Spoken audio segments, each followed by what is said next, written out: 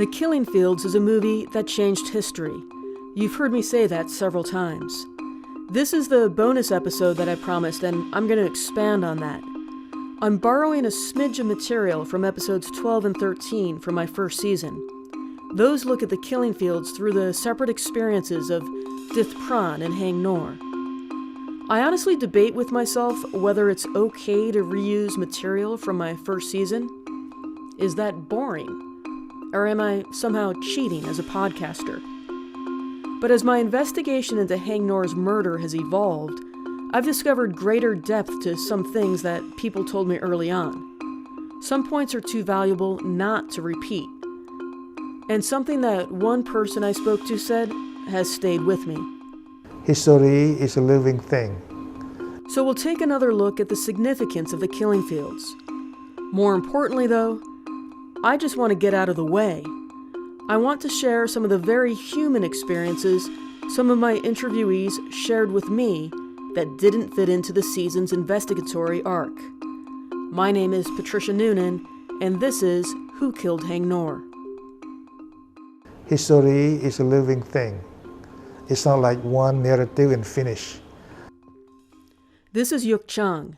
He's the executive director of the Documentation Center of Cambodia, DCCAM. It's the NGO that collects and preserves evidence of Khmer Rouge atrocities. That makes him someone who thinks about history quite a bit. So back to the film, The Killing Fields, what do you think the impact was? I was crying. I was very emotional. For many times I watched it. But later on, I sort of lost all the tears. I stopped crying. But the first 4 or 5 times, I watched it many times. In Cambodia, they always show this on national TV on the April 17. Is it April 17? I thought it was January 7. April 17, 1975 was the day Phnom Penh fell to the Khmer Rouge. Vietnam overthrew them on January 7, 1979. Installing the government run by Heng Samrin and, not long thereafter, Prime Minister Hun Sen. May 20th is Cambodia's National Day of Remembrance. I think they showed this on May 20th, April 17, January 7. Anything dealing with the Khmer Rouge, they show that film. It was the only film. That was the Heng Samrin and then the Hun Sen governments that wanted to show the film over and over? And what was their point? Just to prove that the Khmer Rouge were horrible? No, I think it was that because the world don't seem to believe that genocide took place in Cambodia. It's about genocide. It was a genocide campaign from the beginning. It's hard to overstate how significant that is. The work that a single movie was doing for a shattered country, all but forgotten by world leaders. The Killing Fields came out in 1984. There was no internet. No 24-hour news, no cable TV. There was broadcast TV, but in the developing world, most news was shortwave radio and local newspapers, printed once a day. Inside Cambodia, 4 armed factions were fighting a brutal civil war in a country that had little strategic interest for the West. The Khmer Rouge were strong and threatening to retake power. One of those factions was the Khmer People's National Liberation Front, the KPNLF. Its Secretary General was Ieng Muli. He would later become one of the signatories of the Paris Peace Accords. The first time I was in Bangkok, and we went to the cinema and we watched the film. After, at the end, the people stand up, applause. It's very, very emotional, and the film helped the world to understand the Khmer Rouge. The film that show the world the atrocity of the Khmer Rouge. So it's very important. To be fair, it wasn't just the Killing Fields that exposed the Khmer Rouge atrocities. A lot of credit has to go to documentarian John Pilger and writers like Father Francois Ponchot. The cynic in me also wants to point out that there was a geopolitical layer here. Vietnam was occupying Cambodia, and the Killing Fields helped to justify that. so the film suited the propaganda needs of Hanoi and the government they installed. But when you compare that era to today, the difference is staggering. Take a look at some current crises, like Ukraine, Sudan, Syria, and Myanmar, also called Burma. Each country has at least a dozen international NGOs working to document war crimes, many from outside the country. All four crises are on the radar of both the United Nations and the International Criminal Court, with commissions of inquiry or investigative mechanisms in place. I'm not trying to minimize the suffering in any of those places, but there's just so much more legal and humanitarian infrastructure now. What Cambodia had going for it back in the day? Mostly, it was a movie. It's something I asked Ian Mooley about. One person told me that he thought the film inspired the international community also to engage with the Paris peace talks, to support. Yes. Yeah, I think it's a convincing statement for the diplomat or the world leader to understand the atrocity of the Khmer Rouge and help to prevent them from coming back to power. Yuk Chang agrees. And I think that Killing Field was perhaps the strongest message because it's moving. It's powerful. It's the first story that in that kind of quality it was done by the British.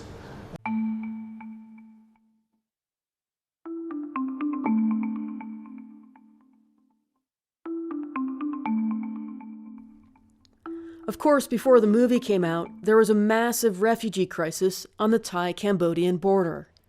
I'll never forget the Monday morning I went in after work. I was in the process of applying to law school and working as a legal reporter. And I walked in the office and they handed me a telegram, which will date me. This is Susan Walker, a veteran humanitarian affairs advisor that we've heard from before. She and her sister were military brats who grew up in Thailand and spoke fluent Thai. It was 1979 and Walker was in Minnesota, volunteering for the American Refugee Committee, ARC. A senior staffer made it very clear they needed help out on the border. 1 million refugees at the border. Stop. Tragic crisis. Stop. Can't handle it alone. Stop. Please send Susan Walker immediately. Stop. And that ended my law school career, though I didn't know it. I went over to be a volunteer for 3 to 6 months and ended up staying for 15 years. Well, I wanted to help, but I had to very quickly come to the realization that I couldn't really help much because I didn't know anything. But I was a pair of hands and I listened. I could be a good soldier. And I just jumped in. Veteran aid worker Andy Pendleton was 25 years old when he began his humanitarian career. That was a real eye-opener. When I was handed a shovel, told to get a bunch of people together and start a burial team. And the hospital, which was basically a white tent, people would show up, identify the relatives, and we had to move them because, people were dying. A lot of people were dying, and they were dying every day, and bodies were starting to pile up. So we had to do something. It's indescribable what the situation was. It was post Khmer Rouge genocide. There were 1 million refugees at the border, but the border was very long. It's like, 1,000 or 2,000 kilometers. There were dozens of camps along the border, but only 9 were official camps recognized by the UN, Pendleton told me. Even in those, the crisis hit hard, especially early on. I remember stories of when the rains came at Sakeo camp. At the time, they didn't have hospital beds. They were just on, straw mats on the dirt ground. Yeah. And it was terrible because during the night, the rains came and the refugees were so weak and starved from having just come out of the Khmer Rouge genocide that they died because they couldn't turn over out of the mud and the rain. War crimes didn't stop just because the Khmer Rouge were overthrown. It's a violation of the Geneva Conventions to attack a refugee camp. The problem with the camps is that the guerrillas conducted warfare from the heart of these camps. And the Vietnamese knew that. The Hang Ngor troops knew that. And so when they conducted forays right out of the refugee camps, the response to that would be to shell the camp and to shell parts of the camp. And so needless to say, it's pretty horrific when the refugee camps get shelled indiscriminately and you've got a massive amount of wounded and evacuation going on. Thailand has become known over the years for its humanitarian support of refugees. More than 350,000 of them lived in camps within its territory for years. But early in the crisis, it too committed a war crime. In June 1979, the Thai military rounded up an estimated 40,000 refugees and drove them to the Dong Rek Mountains. That's a range of cliffs and escarpments overlooking the Cambodian province of Preah Vihear. Then Thai soldiers pushed them over the edge. The Cambodians came out in the summer of 79, and Thailand did not open its borders, and they were pushed back over the cliffs of Preah Vihear into minefields. And I remember talking with many refugees who had been pushed over, saw people killed by landmines at the bottom, and then came back. So they were pushed back into Cambodia and then came back in October of 79. And probably there was international pressure and Thailand opened its borders. The UN says anywhere between 3,000 and 10,000 people died. No one's ever been held publicly accountable. Aid workers were also lost at times within the fog of war. We thought the Khmer Rouge were the victims. I said that we thought the Khmer Rouge did not commit those atrocities, and because they had told us that the Vietnamese had done it. And we were completely in the dark. We had no idea. We were learning the Khmer Rouge dialect, and we thought they're the most wonderful people in the world. And they were nice to us, and they were a pretty solid community.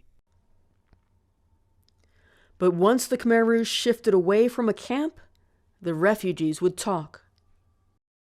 They just poured out stories of how they'd been killed and slaughtered and tortured and everything. So we became very well aware of it once the Khmer Rouge left themselves.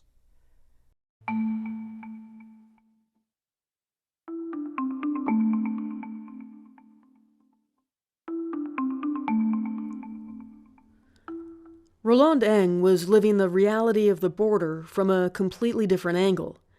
He's a former ambassador at large for the royal government of Cambodia. As a boy, his parents sent him to school in France. Then when the Khmer Rouge arrived, there's no more plane, there's no more communication inside Cambodia at all. My whole family remained in Phnom Penh at the time. My parents, 5 sisters, 2 brothers, in fact, my whole family. I don't have any idea what's happening to them. Eng was taken in by family friends, and he grew up in France.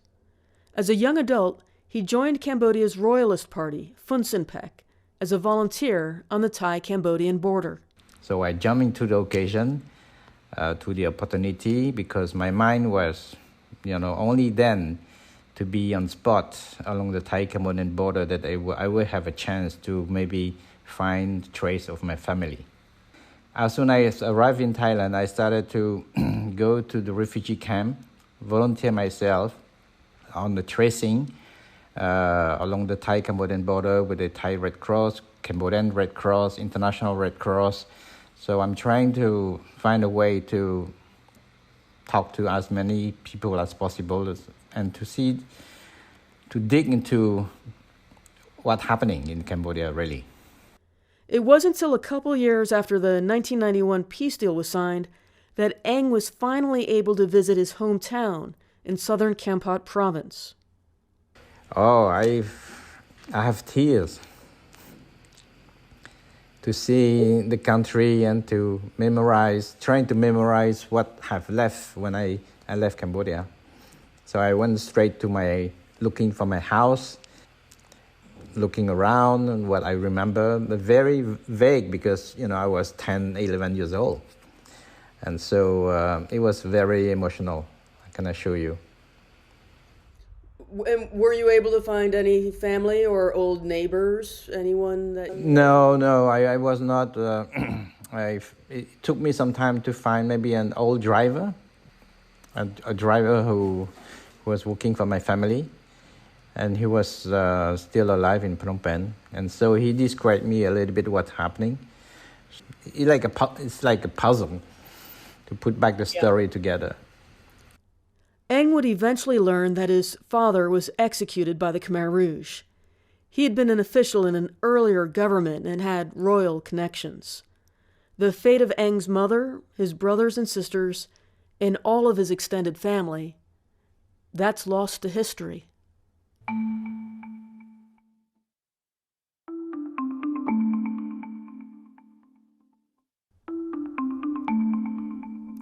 For all the chaos on the border, many still saw leaving Cambodia as far safer than remaining in a country decimated by the Khmer Rouge, facing severe hunger and awash in civil war. That's the choice Haing Ngor made.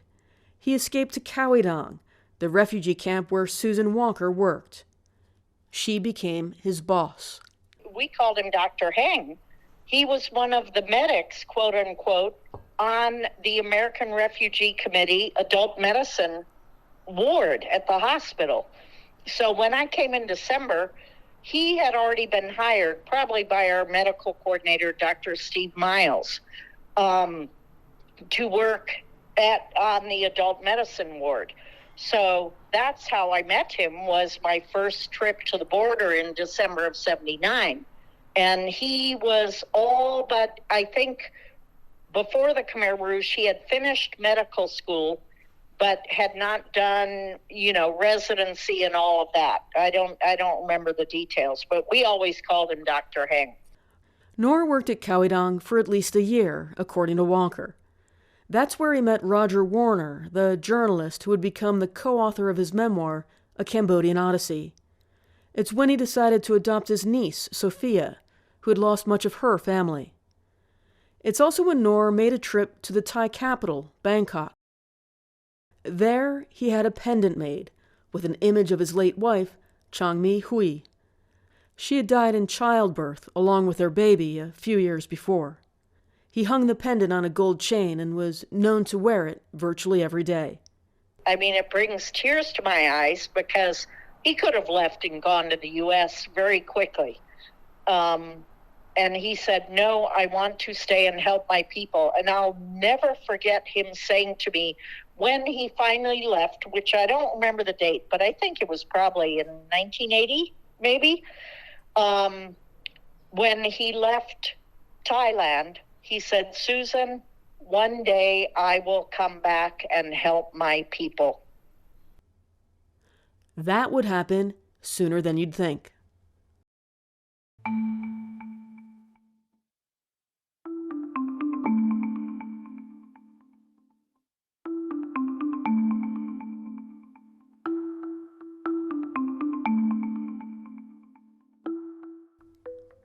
Cambodia's civil war raged throughout the 1980s. Walker continued to work on the refugee crisis. At one point, a friend started pressing her to come meet some new people. They were prepping to make a movie. Yvette kept telling me, Susan, please come. They're making this film about the Khmer Rouge. And I said, Yvette, we're in the middle of the dry season offensive. I have no time for a movie. I had no idea what was going on with that. So for 6 months, she bugged me. And I said, no, I have no time. I have a huge program at the border, and I have to deal with it. Andy Pendleton heard about it too. Some casting agents came to the border, and they were looking for people that spoke Khmer to be extras in that movie. So they talked to me, but they didn't take me. I don't know why. I guess I wasn't good looking enough for them. But anyway, I know the part that I was casting for was the guy that was in the warehouse when it blew up in the killing fields, and they said USA or something like that. I wouldn't have wanted that part anyway. But we were very aware that they were shooting that movie. And I went down there after they shot it, down to Hua Hin. It was amazing how they changed Hua Hin into Phnom Penh. This really did a good job. Eventually, Walker's friend Yvette wore her down. So I agreed to go to what turned out to be like an opening reception for the Killing Fields crew. And I walked in and I see Dr. Haing. And I said, Dr. Haing, what are you doing here? He said, quote, I'm the star of the movie. And I just was flabbergasted. So I was so happy to see him. And then he said, oh, let me introduce you to David Putnam and Roland Joffe, the director and producer of the movie. And he took me over to David Putnam, who I have the greatest respect for. I actually didn't know who he was at the time. Haing takes me over and said, David, I want you to meet my boss, Susan Walker. And David Putnam said, I thought I was your boss.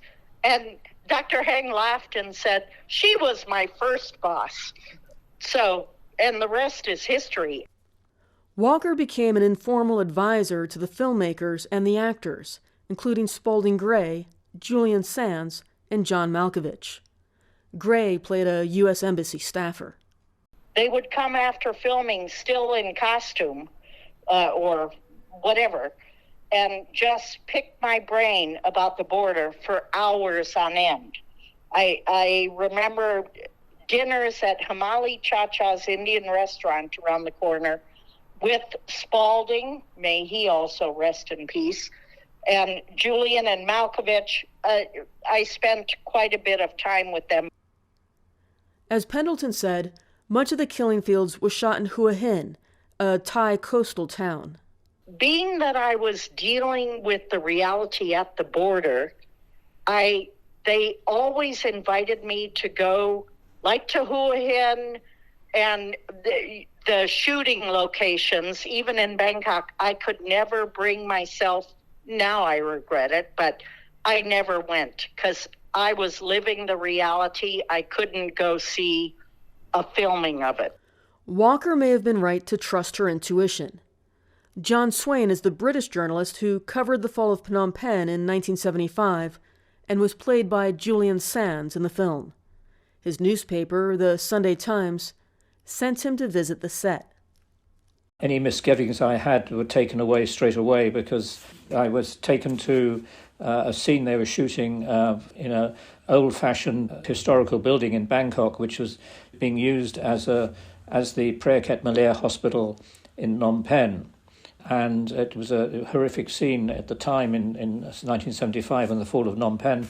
The hospital was full of wounded people, overflowing with wounded people, and the hospital staff had mostly left because of the dangers of rockets falling on Phnom Penh at that time. And they were frightened of the arrival of the Khmer Rouge. So it was brimming over with wounded civilians and soldiers. And the scene I saw in real life was a corridor full of wounded and dying people with so much blood on the floor that it was actually being washed down the lift shaft by someone sweeping the corridor with a broom. And they recreated this scene very, very vividly in the film. And so when I arrived at this building, which they had in Bangkok, which they were using as the hospital, the first thing I saw was this corridor full of Thai extras lying motionless in the corridor, covered in Kensington gore, make-believe blood, not moving for hours and hours, and all of that. And it just brought the whole horrific image back to my mind, and I felt that I I was seeing reality really. It was the most brilliant film done. The only thing they did not include, probably because the public could not deal with it, is the superpower struggle. You know, there was Russia, China, the U.S. behind all of this. And they didn't get into that kind of detail, number one. But most importantly, when people say to me, it couldn't have been that bad, I said the reality was much worse. They couldn't put that in the film because the public would not be able to watch it. Even though she never visited the set, to Walker, one thing was undeniable. We just knew Haing as Dr. Haing, and when I saw him in the movie, I thought, he's not acting at all. He did not look to me at any second that he was acting in that movie. That was the man I knew. And I thought, oh my God, he's reliving the horrors he went through with the Khmer Rouge. Walker and Ngor remained friends. He was incompetent, maybe is not the right word, but he was just not a manager. He couldn't manage anything. He was great as a person, and he was a great doctor. Of course, he never pursued that, but yeah, he just wanted to save the Cambodian people. And I know that sounds utopian and big, but it is what Dr. Haing told me when he left the border in 1980. I'm going to come, he didn't say save Cambodia, that's my words. I'm going to come back and help my people. Susan, you remember this. And he did.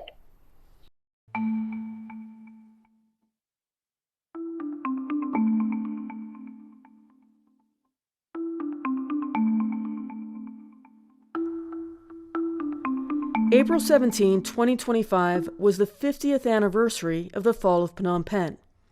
I was there. I went back to the French embassy with Roland Neveu. He's a French photographer who was in Cambodia in 1975 covering the war. The French embassy is where several vital scenes of the killing fields take place. It's where Cambodia's expat community and the Western press holed up when the Khmer Rouge took over. They knew they'd probably get evacuated, but Cambodians would not be as fortunate. That includes Dith Pran, the New York Times assistant played by Haing Ngor. So his boss, correspondent Sidney Schanberg, along with John Swain and American photographer Al Rockoff, were trying to fake a passport for him. With a Western passport, Pran could be evacuated. You were not aware at the time of the Dith Pran situation? Yeah, I was mildly aware because that's happened in our corner. Because the journalists who had been put at the residence, which is at the back over there, behind the trees. I knew Al Rockoff, and I didn't know. I knew John Swain as well. I know something was happening, but all right.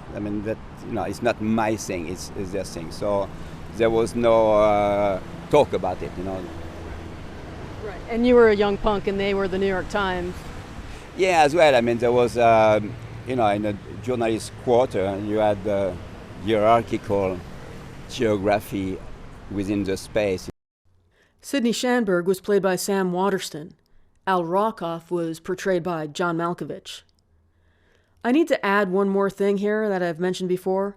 The real Al Rockoff absolutely hates the killing fields, in part because of the passport scene. In the movie, Rockoff shot a photo of Dith Pran for the fake passport and developed it in a makeshift darkroom with the chemicals he could find at the embassy. The image ends up fading to gray. That was Hollywood. In real life, Swain, Schanberg, and Rockoff simply tried to doctor a passport with a photo that Dith Pran already had. But it simply wasn't convincing enough. You can hear the full story from John Swain and Roland Neveu in episodes 12 and 13 of my first season.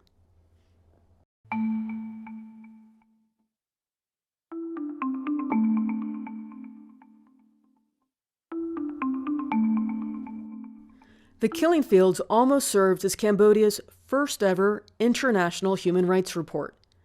The government showed it time and again on state-run TV as part of its broader campaign to prevent the Khmer Rouge from returning to power. Cambodia was a near pariah state. It was under the same U.S. trade embargo as Vietnam, so it's not as if Hollywood films were being distributed there. VHS players were not yet prevalent in a country that poor with spotty electricity. So how did it get there? Well, Nunan Shanberg literally hand-delivered a copy of the film to the Cambodian government. I was part of this small group. We brought back the movie, the actual movie, how do you call it? The actual, the reels of the movie to the Ministry of Culture.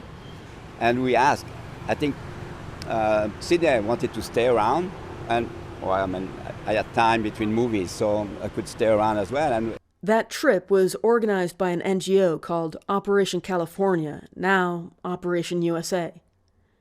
It was a very big deal getting the killing fields played in Cambodia. It made the New York Times, which is probably not surprising given Sidney Shanberg's standing. It was August 1989. After 10 years, the Vietnamese were finally withdrawing. The joke I remember hearing was that Cambodia's civil war was so entrenched, it was becoming Vietnam's Vietnam. Later that year, the Berlin Wall would fall, shaking up the Cold War stalemate. Both those shifts helped make the 1991 peace deal possible. On that trip to Phnom Penh, Nunan got to know Shanberg, who'd been at the top of the news pyramid back in 1975. The guilt he experienced in the film was very real. I mean, I knew already, first by his writing and all, and I mean, he was really tormented, man, by that situation. He was living with it, you know. You live with that cancer cell, you know, into you, because you cannot do anything back, you know. One thing I've marveled at producing this podcast is the uncommon commitment to the killing fields as a project by the filmmakers, the actors, and the people they played. There's also a way that history kept looping back on itself. Now, I'll admit this is a very Western way of looking at Cambodia's history. Still, two journalists who survived the Khmer Rouge takeover took the groundbreaking film back to Cambodia. Ngor made good on his promise to return. Roger Warner first met a traumatized Ngor on the border. Years later, they reconnected in a fancy Manhattan high-rise, and together, they'd write Ngor's memoir. Here's Yuk Chang again. You cannot be a master of a piece of history. You can't. It's always reshaping itself. Because history is a human reaction. It's human made, and with emotion, with the way we think, the way we remember, and therefore they are living things. You know that last scene in The Killing Fields? When Dith Pran and Sidney Shanberg are reunited? That's Khao Dang refugee camp. That's where Haing Ngor originally escaped to and where Susan Walker worked. Walker had actually helped the filmmakers secure Khao Dang as a location they could film. I'm literally getting emotional because I think of one of the last scenes where they're coming across and you see Khao Dang. It's Khao Dang. You know, when Haing Ngor makes it to the border in the film, and it is Khao Dang, and you have John Lennon's Imagine. And to this day, that song just brings tears to my eyes because, I'm sorry. This is decades later, and it still moves me so much. The refugees were so resilient and strong and generous and hopeful. And I mean, it makes me, of course, incensed about our current administration, what they're doing to refugees. This country is made up of refugees and immigrants. You know, they bring such a richness an added value to any country they go to. We are all immigrants in this bloody country. We need to return to being a country of hope and asylum for people that are escaping well-founded fear of persecution. I have to agree with Walker and with Yuk Chung. History is a living thing. Every so often, in some small way, it redeems itself. Let's hope it carries on. My name is Patricia Nunan, and this is Who Killed Haing Ngor. I'll be back in 2026 with Season 3 to further the investigation into Haing Ngor's murder. Once again, if you knew Haing Ngor or have information you think might be useful to the investigation, please get in touch.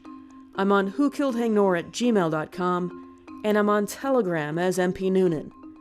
If you'd like to support the investigation, there's a donation button on the webpage, whokilledhaingnor.com. If you're listening around the time this episode drops in December 2025, happy holidays. See you next year.